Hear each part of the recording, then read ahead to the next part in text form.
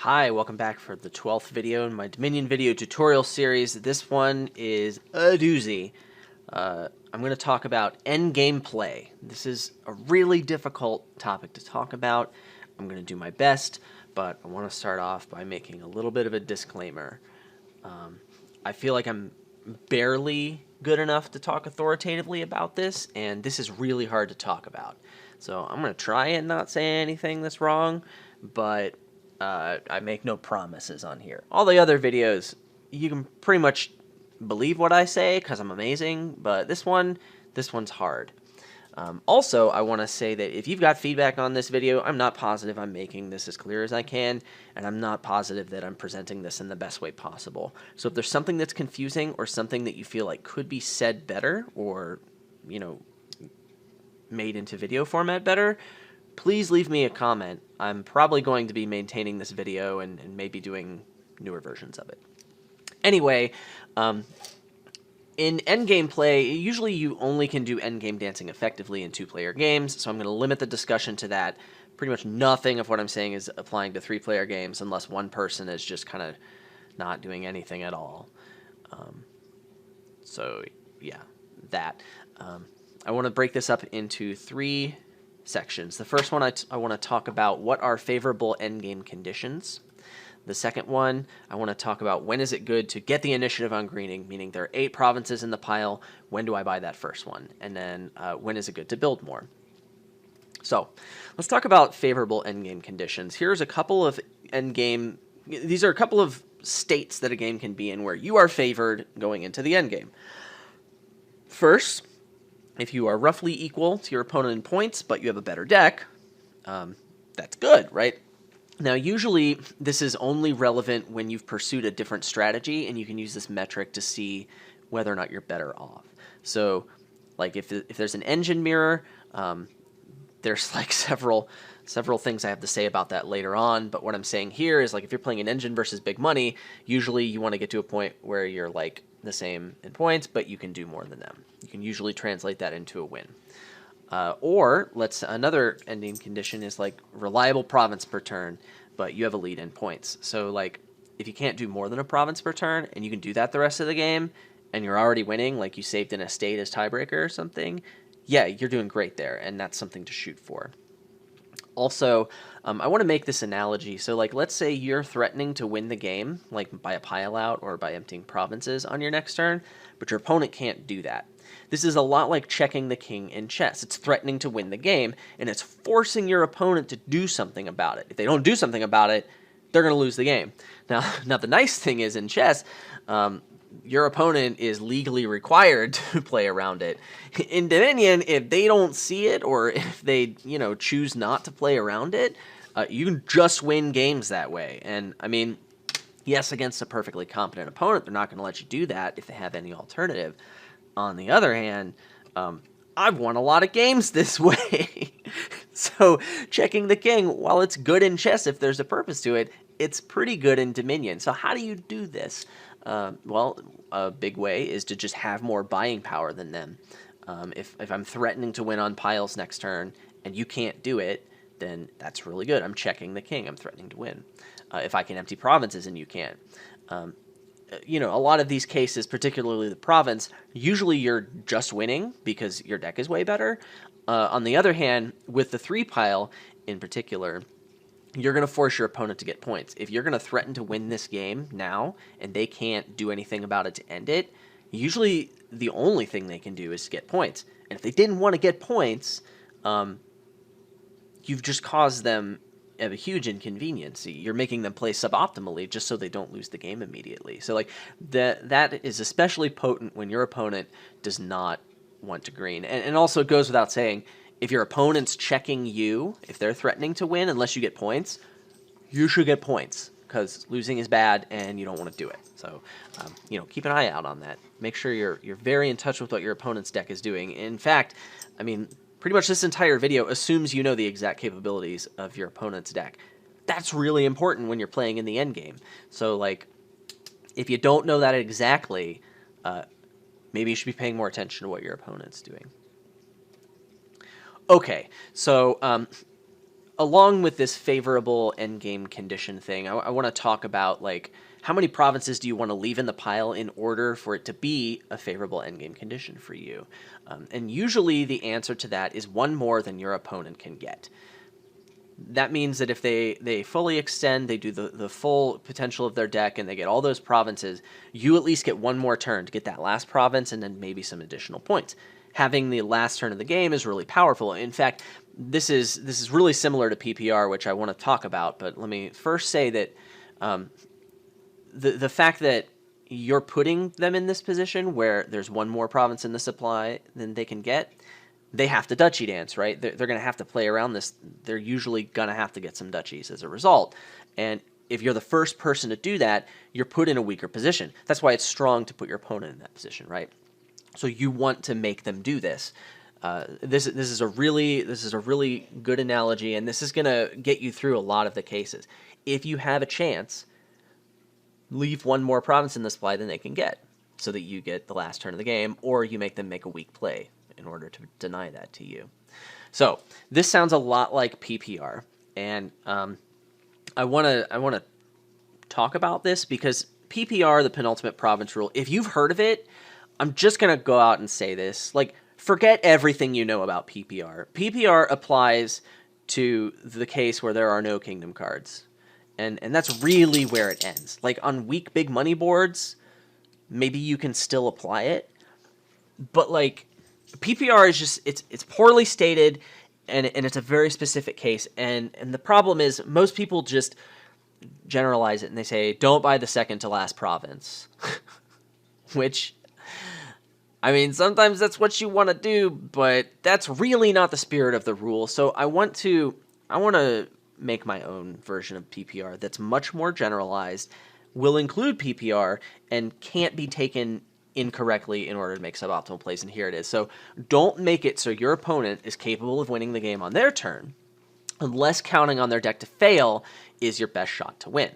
In big money, this is usually PPR or something similar, but now you're not thinking of, oh, there are 2 provinces left in the supply, maybe I better do something about this. You want to really think about this farther in advance, because then you can continue to make strong plays and set yourself up for a strong endgame condition.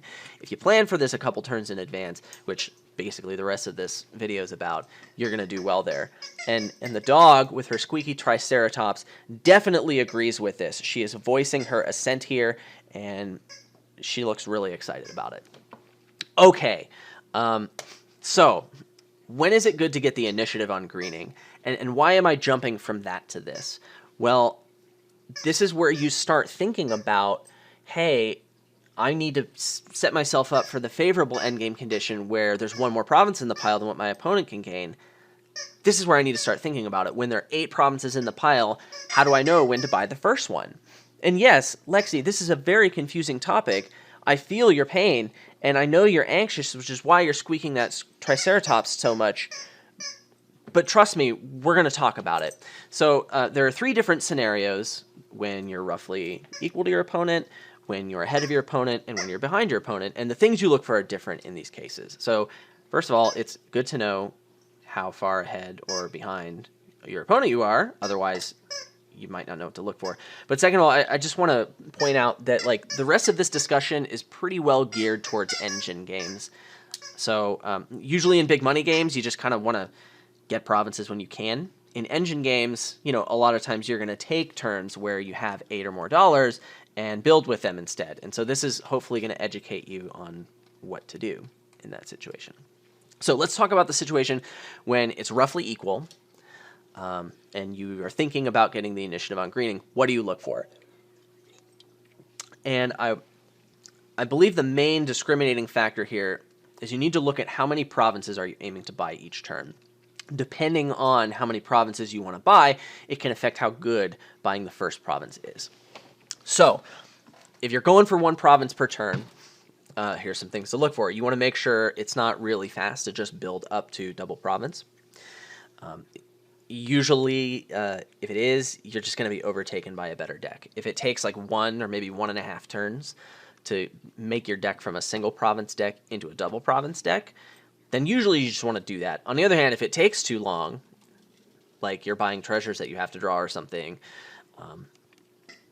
you're not going to be overtaken by a better deck, and just single provincing, getting 4 or 5 provinces quickly is going to serve you better.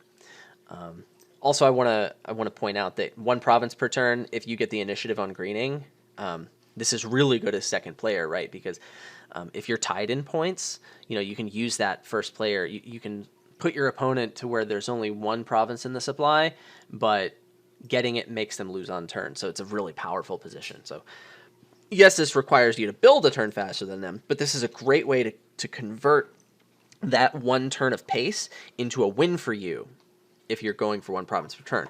Get the province first. Okay, let's talk about 3 provinces per turn.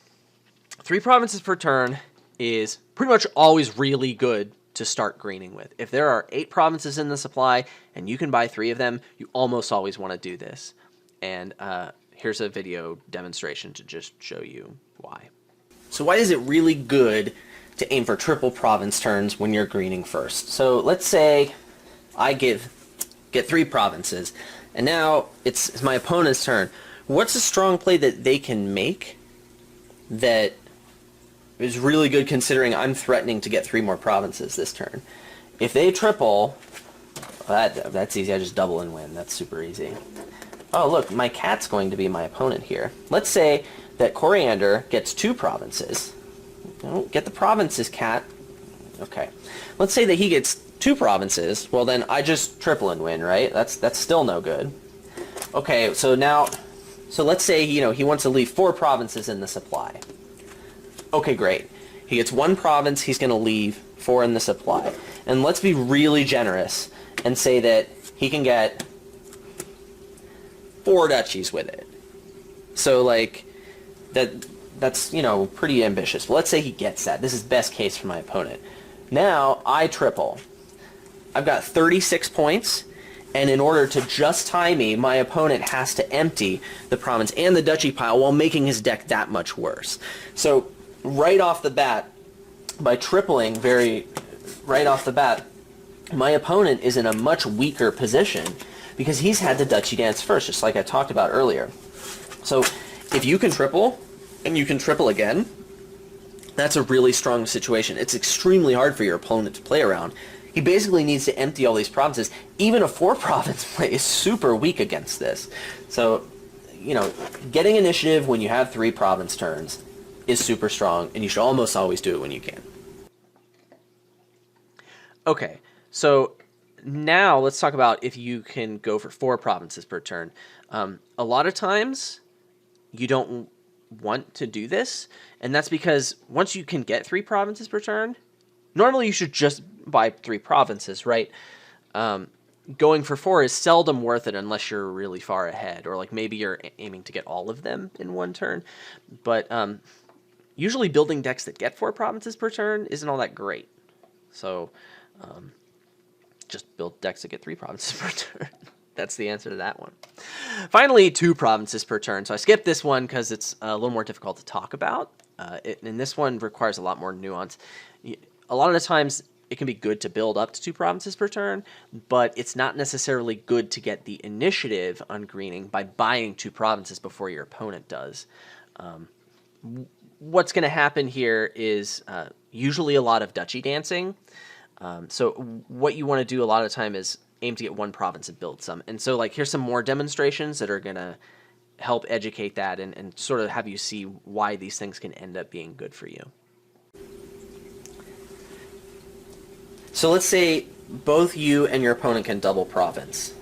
Let's see what happens when you just take 2 provinces to begin with. Now your opponent can double, so let's say he takes 2. Now what do you do here? So yeah, you can take 2 provinces, and now in the best case you're hoping okay, you're exactly matching your opponent. So, he can't even get an estate along with this.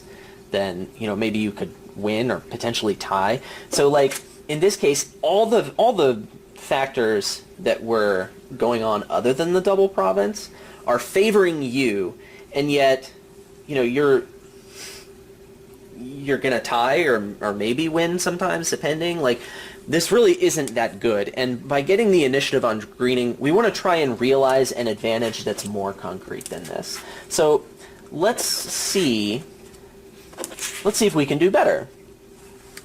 So the first thing I want to do, which is usually what's best, in fact, it's what I just want to talk about, is let's say you get one province to start off with, and then you build some more. So like you increase your capability to maybe beyond double province, so like province and 2 duchies, or province and really overdraw your deck. So now, what does your opponent do? If he gets 2 provinces, now you can get 2 provinces. And look, you've put yourself in a really strong endgame position.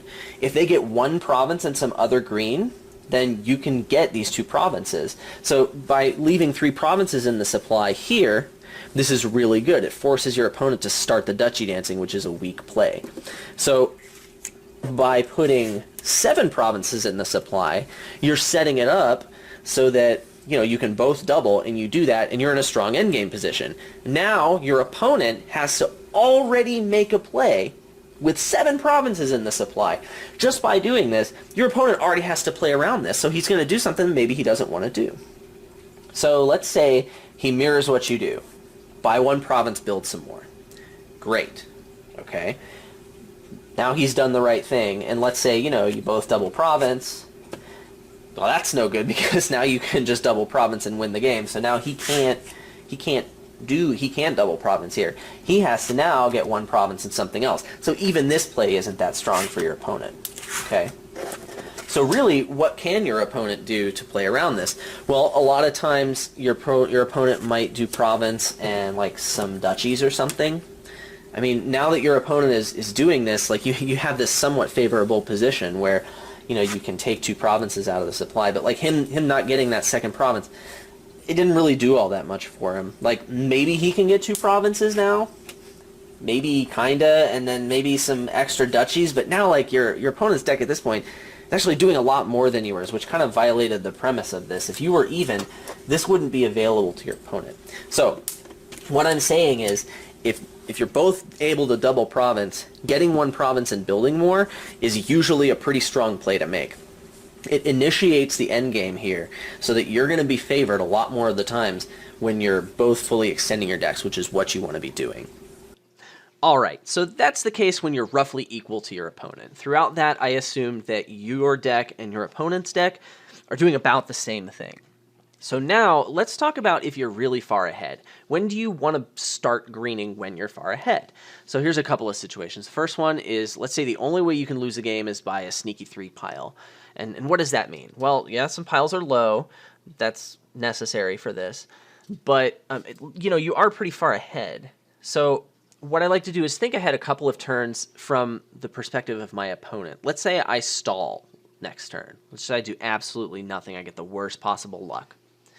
What can my opponent do in 2 turns, and can they actually win the game? And if they can do that, well then maybe you should just get a few points. Since that's the only way you lose, just shore that up. Even if it makes you less far ahead, you can increase your win rate this way a lot of the time. Another thing that can happen is, let's say your deck is ready before theirs. You're both building up to X provinces per turn. A lot of times you can just apply pressure by greening, and this is really good. If you get 1 or 2 turns of a head start on greening, you just get this lead, you can power to the end. So you have this path to victory. Get a lead, run out the clock. Get your lead in provinces, and then either focus down the province pile, or once you have your lead, then go back to those piles. The pressure is going to get even higher because now they have to get some points and they're behind. So, but it's usually safer to do that once you got the initiative on greening by taking that lead. Once you can see this path to the end of the game, then usually you don't want to build anymore. And especially in the case where, let's say you've added to your deck, adding payload to your deck adds more stop cards to the deck. So if your payload is treasures, you need more treasure cards in your deck to have more payload. That makes it less reliable. So a lot of times it's best to just find this path, take it to the end, and get your win that way, rather than try and compound your advantage. Just go for the end of the game. So that's usually good to get the initiative. Also, things to look for is like when the kingdom rewards you for having that lead. So like if you can build provinces with like salvager or something, yes, getting a lead is really good because you can apply pressure even faster and run out the clock. Or a lot of cases when it's like easy to make your deck green well, but not easy to increase the payload of your deck. So I'm looking at cards like Haggler, where you can get more components while you buy green cards, but you can't get more points because of Haggler. But also like Crossroads and Warehouse, just things that make it so your deck doesn't mind having green cards in it. That makes it better to green early because now you've got this lead, but your deck isn't that much worse because of it. And then finally, the case where you're behind. When is starting to green first going to help you when you're behind? So the biggest example is, like, let's say there was this key pile that was most of the payload. Now it's gone, and you got the crappy end of that split. A lot of the times, your deck is just gimped in its potential because of this, and your opponent maybe has to build more to make use of it, while you're sitting there with this deck that can just get one province per turn. So now your opponent can either give up some of that advantage that they had by winning the split by just starting to green at the same time as you, or they can take a couple of turns off and try and double. And so in this case, your only option is just to start greening, because applying that pressure makes it so that now they have a somewhat difficult decision to make. Either make their advantage less or potentially delay and lose to the pressure you're applying. So you can make that bad situation into something that's less bad. Another case that's kind of similar is, like, let's say your payload is the same, but your opponent has more consistency. And this is like a little bit counterintuitive because consistency helps you when you're greening. But the sooner you get to the point where both of your consistencies are out, this introduces a larger factor of variance in the game. So like this is kind of like when you're behind, take risks. So if you start to green now before they can build more to make this consistency last them through the end of the game, a lot of the times you can just you can draw out stall turns from them a little better by pushing the envelope and greening a little earlier. And then finally, the big case is, let's say your opponent is ahead because they're ahead on gains. They have more access to gaining power, and they're threatening to win the game by a 3 pile. If you can see that this is how they're ahead, then if you get points, now their extra gains might not be so relevant because maybe they're not set up to gain provinces or sources of lots of VP. So if you change the game to being about let's get a bunch of points, their advantage might not be as large as if the game was about let's get one estate and pile cards. So they're going to be less favored in that kind of a context. So in this case, it's very good to get the initiative on greening. Disrupting the way your opponent has their advantage can be done a lot by greening first. And so when you're behind, this is usually when it's really good to even the scales a little bit. Let's talk about when it's good to build your deck more. So we've talked about when it's good to start greening, but let's talk about when it's not good to start greening. So one thing I like to do is look ahead 2 or 3 turns and ask myself, can I have the same number of points at that point, but have a better deck? And usually this is the question, do I go for single provinces or do I go for double provinces? If I answer that question with yes, I can have the same number of points and have a better deck, then yeah, you should build more because then your deck is better and you have the same number of points. I mean, that's pretty good. Also, when it's really quick to add payload to the deck. So the big card that comes to mind is Conspirator. This is payload that is cheap to pick up, relatively big. I mean, it's $2 for a card. But it also, like, you don't need to draw it. If you're playing enough action cards, you can just shove more Conspirators into the deck and build up pretty quickly to higher payload turns. So that can be pretty good. But the most extreme example of this is if you're playing for a mega turn, right? Usually you just want to build until you can end the game on the very first turn that you started buying green cards. So mega turn decks are the extreme example, but the more mega turny your deck is, the more you want to build because it's the opportunity cost for building more is lower. Also, it can be good to build more when you have reliability, but you don't want or need to green yet. So what do I mean by this? Well, first of all, if you're ahead, you don't need to green yet. So like, why bother? You can just build more and then A lot of times you increase your win rate that way. But what I'm really talking about here is the idea that, while it's good to have a little bit of overdraw going into greening, a lot of times if you can fill that up with some payload, you can usually be more viable in terms of like getting some green and keeping viable, like getting extra draw as you're greening. And so that can be that can be pretty good in terms of, keeping your deck viable. If you build a little more, you can build while you green. So that's really what I'm referencing here. And then when is it good to build more? Like, well, what am I talking about? And this is a little bit where I was going with this. So when do you build more overdraw? I mean, if you want to build more overdraw, that's generally better than building for more payload. And a lot of times that's because, like, if you're ahead, you can use that to just draw out stall turns, wait until the green cards have really mucked up your opponent's deck and they've lost control over the end game, then you still have control. Usually you can win with that. But a lot of times when I'm talking about building towards overdraw, you want to do it, like, yeah, obviously when you're ahead of your opponent, but like if you're building a deck that's prone to stalling, so like Draw to X or Apothecary are the big ones here. But like if your deck is unreliable in some way and has issues with greening, then you do want to overbuild beyond where like you're drawing your payload, because a lot of these cases it's harder to draw green cards than it is your payload cards, and you do need to account for that. Anyway, I hope this has been a halfway decent primer on like end gameplay. It's really hard to talk about this in the abstract, and it's a lot easier to see with examples. So usually in my videos, when I see, hey, this game is a good example of end gameplay, I try and go into a lot more detail and talk about like what I'm thinking and why. And usually if you think ahead a couple of turns and act things out in your mind, you can get there. Hopefully this applies to the general case, but like it'll get you thinking about the right things in order to guide your decisions to what maximizes your win rate when you're in that scenario. So good luck with that, and let me know if there are things about this video I can improve to make things clearer. Thanks for watching.